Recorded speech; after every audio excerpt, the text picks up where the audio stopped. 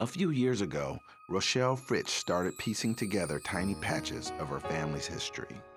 She wanted to know how her family had wound up in Milwaukee, Wisconsin. What was the path that had led them there?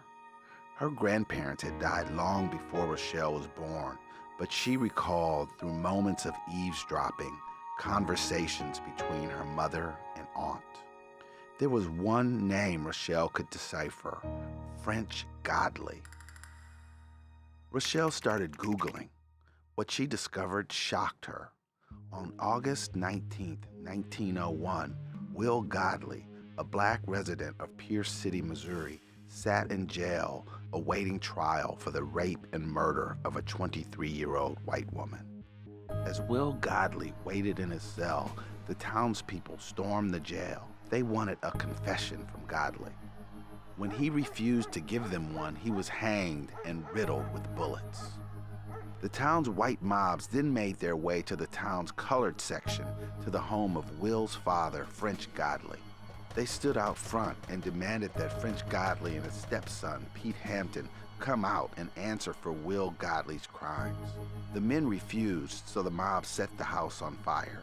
Both men died in the blaze. Over the next several hours, white mobs terrorized Pierce City's black residents.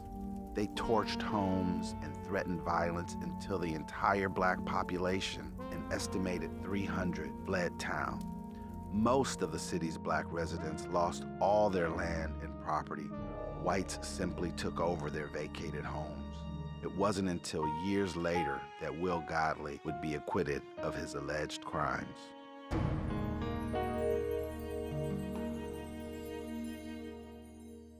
At the turn of the century, census records show a dramatic exodus of African Americans in certain towns throughout Missouri. This whitewashing was driven largely through violence and intimidation. In 1894, for instance, white townspeople in Monette, Missouri, seize an African American from jail and hang him from a telephone pole before forcing all black residents to flee the community. 1906, Easter Sunday. In Springfield, Missouri, 3 black residents are lynched, and then the black community is expelled. 1930, St. Genevieve. White mobs turn on African Americans and force them to leave en masse. Then there's Pierce City, Missouri, where Rochelle's ancestors once lived. As Rochelle dug into her family's history, she reached out to Murray Bischoff, the Monette Times reporter who in the early 90s wrote about the lynching, burning, and mob violence in Pierce City. He was able to locate some research documents about her ancestors dating back to 1795. Rochelle had hit pay dirt. French Godley was an illiterate former slave who understood the power of the ballot box. He was president of the Independent Colored Voter. French had other children too, including a son who escaped that night. His name was Wiley Godley, and he eventually settled in Milwaukee and raised a family, including a girl named Mary Jane. That was Rochelle's grandmother. The tug toward walking in her ancestors' steps has only grown stronger. Rochelle, her husband, and daughter decided to journey to Pierce City, where they met up with Murray Bischoff, the Monette City Times reporter who guided them through Pierce City's shameful history. Rochelle blogged about her trip, about visiting the neighborhood of other black residents who were run out of town, about the cemetery markers for her 3 relatives who were killed, about the land once owned by her ancestors. During her trip, Rochelle visited downtown Pierce City, where a small group of residents waited to greet her, all on the spot where the lynching happened.